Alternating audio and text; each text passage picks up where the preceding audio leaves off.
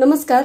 आंब्याचा हंगाम चालू झाला की पहिल्यांदा आठवण येते आम्रखंडाची। आम्रखंड बनवायला अगदी सोपं आहे। तसंच आज आपण आम्रखंडामध्ये साखर न टाकता गुळाचा वापर करणार आहोत। आम्रखंडासाठी पिकलेल्या 2 मध्यम आकाराच्या आंब्याचा गर मिक्सरच्या भांड्यामध्ये पाणी न टाकता फिरवून घ्यायचा। गुठळ्या फक्त मोडून घ्यायच्यात आपल्याला। परत 1 वाटी किसलेला गुळ घेतलेला आहे आणि हे 1 लिटर दुधाचं दही लावून त्याचा चक्का करून घेतलेला आहे। चक्का कसा करायचा ते मी आधी एका व्हिडिओमध्ये सांगितलेलं आहे, त्याची लिंक मी तुम्हाला डिस्क्रिप्शन बॉक्समध्ये किंवा पहिल्या कमेंटमध्ये देईल। थोडेसे ड्रायफ्रुट्स उभे कापून 2 ते 3 चमचे जायफळ पूड, अर्धा पाव चमचा वेलची पूड आणि 2 ते 3 चमचे दुधामध्ये भिजवलेल्या 10 ते 12 केशराच्या काड्या हे सर्व सुद्धा घ्यायचं आहे। सगळं साहित्य मिसळल्यावर तयार झालेलं श्रीखंड आपल्याला पुरणाच्या चाळणीतून चाळून घ्यायचंय। आणि जर अशी चाळण तुमच्याकडे नसेल तर जे आपली पीठ चाळायची चाळण असते ती जरी स्वच्छ धुवून घेतली तरी चालेल। आता एक कापड ठेवायचं आणि त्याच्यावर एक मोठं भांडं घ्यायचं। इथं मी मोठी कढई घेतलेली आहे कारण हे आपल्याला व्यवस्थित सगळं फेसून घ्यायचंय, त्यामुळे मोठंच भांडं घ्यायचं, बारकं भांडं घ्यायचं नाही। चक्का फेसताना भांडं इकडं तिकडं होऊ नये म्हणून त्याच्या खाली कॉटनचा कपडा ठेवायचा। सर्वात आधी कढईमध्ये चक्का, गुळ आणि आंब्याचा गर जो आपण बारीक मिक्सरमध्ये वाटून घेतला होता तो घ्यायचा। इथं तुम्हाला लक्षात आलं असेल मी जो चक्का घेतलाय तो जरा जास्तच कोरडा आहे। मी हा चक्का मुद्दामून जरा जास्त वेळ वजन ठेवून कोरडा करून घेतलेला आहे। आपण जर साधं श्रीखंड बनवणार असेल तर चक्का एवढा कोरडा करायची गरज नाही, पण इथं आपण आंब्याचा गर वाटून घेतलेला आहे त्यामुळे त्याची कन्सिस्टन्सी थोडीशी पातळ होते आणि ती ऍडजस्ट करण्यासाठी चक्का थोडासा कोरडा करून घ्यायचा। आणि हे सगळं साहित्य शक्यतो हातानेच फेटून घ्यायचं, मिक्सरमध्ये लावायचं नाही। मिक्सरमध्ये जर बारीक करायला गेलं तर खूप पातळ होऊन जाईल याची कन्सिस्टन्सी। हा चक्का मी घरीच दह्यापासून तयार केलेला आहे आणि आंबा सुद्धा व्यवस्थित गोड आहे, त्यामुळे मी 1 वाटी किसलेला गुळ टाकलेला आहे। पण जर तुम्ही चक्का विकत आणणार असेल आणि तो जरा जास्त आंबट असेल तर गुळाचं प्रमाण वाढवा। तुम्ही हवं तर इथं साखरेचा वापर केला तरी चालेल। साहित्य आपण व्यवस्थित फक्त हातानेच मिसळून घ्यायचं, इथं चमचा किंवा बीटरचा वापर नाही करायचा। मला माहिती आहे काही जणांना असे हात बरबटलेले आवडत नाहीत, पण श्रीखंड बनवण्यासाठी शक्यतो हे चक्का आणि सगळं साहित्य हातानेच फेटून घ्यायचं।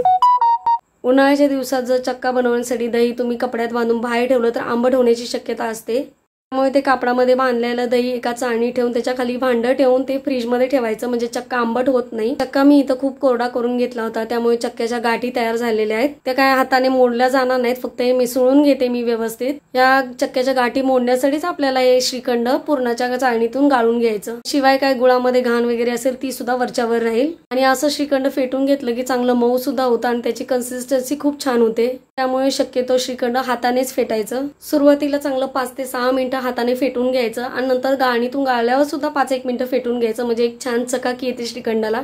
कमीत कमी 10-1 मिनिटं तरी असं हाताने फेटून घ्यायचं, 1-1 मिनिटाचा ब्रेक घेतला तरी चालेल मध्ये मध्ये। असं फेटून घेतल्यामुळे श्रीखंड हलकं होतं। श्रीखंड बऱ्यापैकी हलकं झालेलं आहे, 5-1 मिनिटं मी चांगलं फेटून घेतलेलं आहे। आता हे श्रीखंड आपण पुरणाच्या चाळणीतून गाळून घेऊया। माफ करा, मी आतापर्यंत भरपूर वेळ आम्रखंडाच्या ऐवजी श्रीखंड बोलली, ते तोंडात बसलाय त्यामुळे श्रीखंडच येतं, आम्रखंड लवकर येत नाही।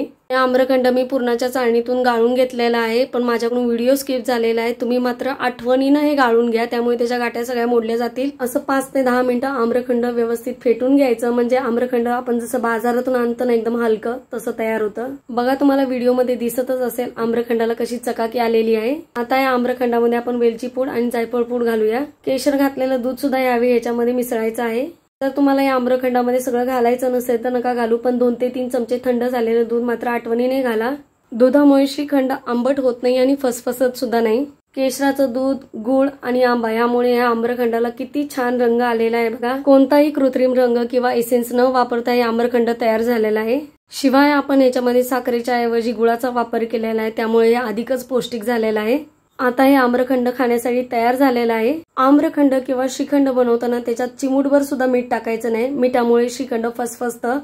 तुम्ही हे आम्रखंड असंच तयार करून खायला घेतलं तरी चालेल, पण आम्रखंड चांगलं थंड करून घेण्यासाठी आणि सेट होण्यासाठी काचेच्या डब्यामध्ये काढून घ्यायचं। तुमच्याकडे काचेचा डबा नसेल तर तुम्ही एखाद्या प्लास्टिकच्या डब्यामध्ये किंवा स्टीलच्या डब्यामध्ये काढून घेतलं तरी चालेल।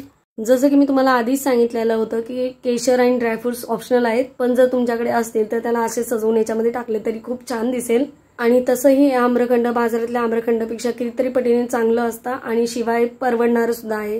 नॉर्मली आम्रखंड किंवा श्रीखंड तयार करताना त्याच्यामध्ये साखर मिसळतात, पण एकदा तुम्ही गुळ टाकून श्रीखंड बनवून बघा। आता वरून सजावटीसाठी आपण जे ड्रायफ्रुटचे काप तयार केलेले आहेत ते घालायचे, आणि जर तुम्हाला आवडत असेल तर आंब्याच्या छोट्या छोट्या फोडी करून टाकल्या तरी चालतील वरून। आता हे आम्रखंड झाकण लावून फ्रीज मध्ये 1-2 तास थंड करण्यासाठी ठेवायचं। श्रीखंड म्हणा किंवा आम्रखंड म्हणा ते थंड असलं की छान लागतं। तुम्ही कधी गुळ घालून श्रीखंड किंवा आम्रखंड तयार केला आहे का? आणि जर केला असेल तर मला कमेंट बॉक्स मध्ये नक्की सांगा। आजची आम्रखंडाची रेसिपी नक्की घरी ट्राय करा, तुम्हाला नक्की आवडेल। त्यामुळे या कडक उन्हाळ्यात नक्की आम्रखंड बनवा आणि एन्जॉय करा। छान थंडगार आम्रखंड तयार झालेला आहे। आणि तुम्हाला जर ही आम्रखंडाची रेसिपी आवडली असेल तर व्हिडिओला लाईक जरूर करा।